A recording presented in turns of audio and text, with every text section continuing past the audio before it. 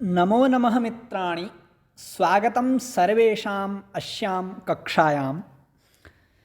आइए, स्वागत है। शिशुपाल वधम के अंतर्गत श्लोक संख्या पढ़ते हैं 7, जिसमें नारद जी के आकाश मार्ग से उतरने का बहुत ही शोभायमान अद्भुत रूप का वर्णन किया गया है, जिसमें देवर्षि नारद के एक ऐसे रूप को दर्शाया गया है जो अत्यधिक रमणीय है और अत्यधिक अद्भुत है, अपूर्व है। तो आइए इस श्लोक के माध्यम से जानते हैं।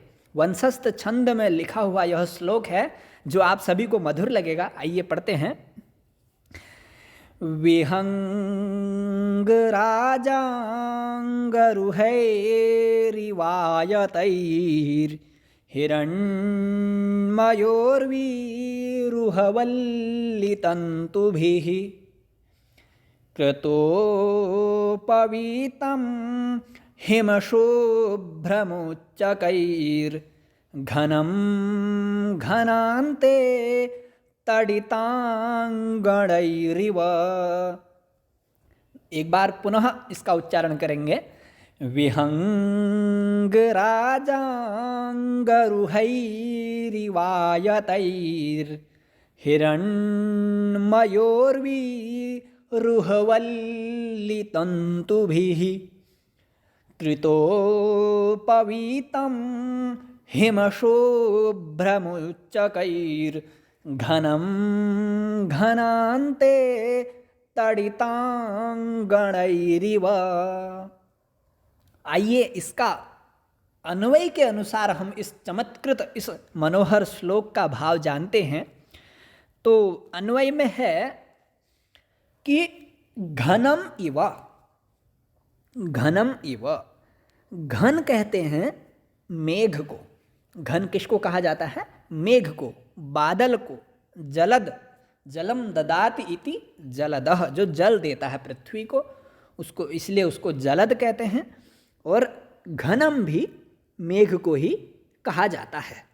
ठीक है। घनम कहने का मतलब है जिसका वर्ण घना होता है, गहरा होता है, अत्यधिक दृढ़ गूढ़ वर्ण का होता है, तो इसलिए उसको घनम कहा जाता है। तो घनम इव, घन के समान नारद को देखा। घनम इव नारदम दृष्टम। केन दृष्टम? भगवतो श्री कृष्णेन। भगवान श्री कृष्ण ने देवर्षि नारद को घनम इव ईक्षितम, बादल के समान देखा। अब देखते हैं प्रारंभ में उनको बादल के समान किस किस प्रकार से देखा। तो कहा, यहाँ से देखेंगे कृतोपवीतम तक पहली बात है, कृतोपवीतम के बाद दूसरी बात है। तो वो जो बादल है वह किस प्रकार का है जानते हैं। हेम शुभ्रम। हिम शुभ्रम कहने का मतलब है हिम के समान जो शुभ्र है, श्वेत वर्ण का है। हिम बर्फ को कहा जाता है। तो हिम, हिम के समान जो क्या है, शुभ्र है। हिम शुभ्रम घनम इव। वो घनम कीदृशम? हिम शुभ्रम। हिम के समान जो शुभ्र है, हिम के समान जो श्वेत वर्णीय है, तुषार वर्ण का, धवल धवल वर्णीय वह है। और वो कौन से काल का बादल है? घनांते। घनांते, घनांते कस्मिन? वसंत ऋतु। वसंत ऋतु होती है, उस वसंत ऋतु में घन का अंत हो जाता है। कहने का मतलब है कि बादल नहीं दिखाई देते हैं, कम दिखाई देते हैं। यदि दिखाई भी देते हैं वो हिम शुभ्र के समान दिखाई देते हैं। कहने का मतलब है हिम की तरह श्वेत वर्ण के वह बादल दिखाई देते हैं। तो हिम शुभ्रम घनांते, घनांते कहने का मतलब है वसंत ऋतु में। और कैसे हैं वो? तडितांगणैहि उच्चकैहि।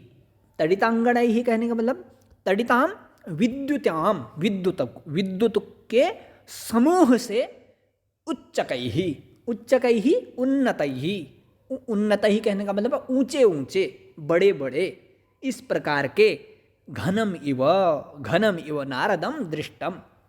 तो मुख्य बात क्या आई, इसका निचोड़ क्या आया कि बर्फ के समान श्वेत वर्ण वाले वसंत ऋतु में विद्युतों से युक्त, विद्युत के समूहों से युक्त, बिजली से युक्त मेघ के समान, ऊंचे मेघ के समान उन नारद को देखा। तो कहते हैं उन नारद ने धारण क्या कर रखा था? कृतोपवीतम, कृतः उपवीतम येन तम कृतोपवीतम। उपवीतम, उपवीतम वैसे यज्ञोपवीतम कहा जाता है, जो जनेऊ हम लोग पहनते हैं। तो उसको कृत, उसको धारण किया है जिन्होंने। उपवीतम धारितम येन तम कृतोपवीतम नारदम दृष्टम। उस नारद को देखा जिन्होंने यज्ञोपवीत को धारण किया हुआ था। अब वह यज्ञोपवीत किस प्रकार था और किसके समान था वह हम देखते हैं। तो कहा हिरण्मयोर्विरुहवल्ली तंतुभिः। वह हिरण्यमय, हिरण्य कहते हैं स्वर्ण को, सोने को, तो हिरण्यमय स्वर्ण से युक्त स्वर्णमय, उर्वी कहते हैं पृथ्वी को। सोने से युक्त पृथ्वी पर उत्पन्न होने वाले वल्ली तंतु भी, वल्ली तंतु भी, जो वल्ली कहते हैं लता को, उन लता के जो धागे हैं, उन लता में लता से बनाए हुए जो क्या हैं, जो तंतु हैं, लता के तंतुओं से बना हुआ कृतोपवीतम धारितम। तो किस प्रकार उपवीत धारण करा है उनने, वो किससे निर्मित हुआ है? वो हिरण्यमय भूमि में, स्वर्णमय भूमि में लताओं की तंतुओं से बना हुआ वह यज्ञोपवीत है। उस प्रकार तादृशम यज्ञोपवीतम कृतम कृतोपवीतम। और वह जो किस प्रकार का है, वो आयतैहि, दीर्घ है ही, कहने का मतलब है। और वो भूमि किस प्रकार की है? वो दीर्घ भूमि है। आयतैहि, आयतैहि दीर्घैहि। और वो दीर्घ है, वो किसके समान है? इव, समान के लिए तो विहंग राजांग रुहई इव। विहंगराज कहते हैं उसको, गरुड़ को। विहंगराज को, विहंगराज किसको कहते हैं? गरुड़ को। अब इस गरुड़ को विहंग क्यों कहा जाता है यह जानते हैं।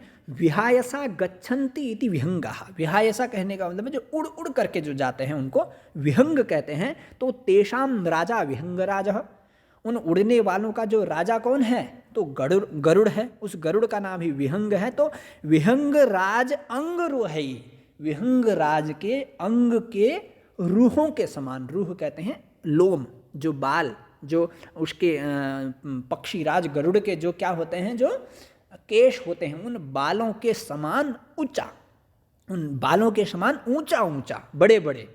तो उस प्रकार बड़े बड़े यज्ञोपवीत को धारण किए हुए हैं वह विहंगराजांग रुहई व।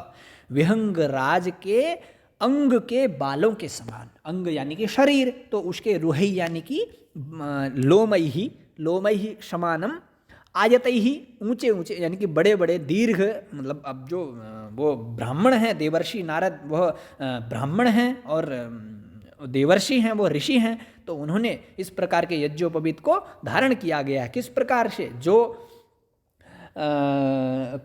किस प्रकार है? वो गरुड़ पक्षी के शरीर के अंग यानी कि बालों के समान है, और वह आयतई ही है। किस प्रकार है? वह लंबा लंबा है, ऊंचा है, मतलब दीर्घ है। और वो युक्त, निर्मित कैसे हुआ है?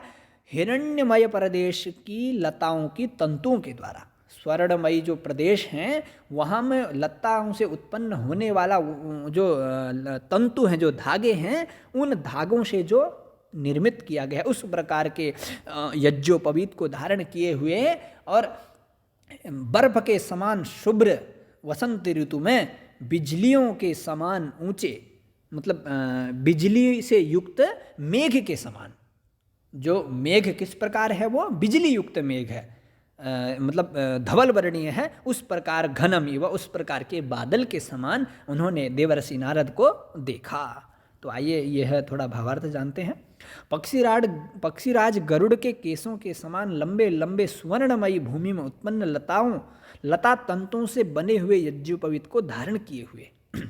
यज्ञोपवीत धारण किया हुआ वो किस प्रकार का है, वो पीछे बता रखा है। और बर्फ के समान अति शुभ्र वर्ण युक्त शरदकालीन बिजली युक्त मेघ के समान शोभायमान नारद को देखा। क्योंकि जो शरदकालीन ऋतु होती है उन दिनों अत्यधिक वर्षा तो नहीं होती है, कम होती है, तो आसमान वैसे ही स्वच्छ होता है और एक आध कोई मेघ दिखाई भी देते हैं तो वो बहुत ही सुंदर वर्ण के होते हैं, स्फटिक वर्ण के, सुंदर शुभ्र वर्ण के होते हैं, वो बर्फ के समान होते हैं। तो उसी के समान उन्होंने तेज से युक्त देवर्षि नारद को पहचान लिया।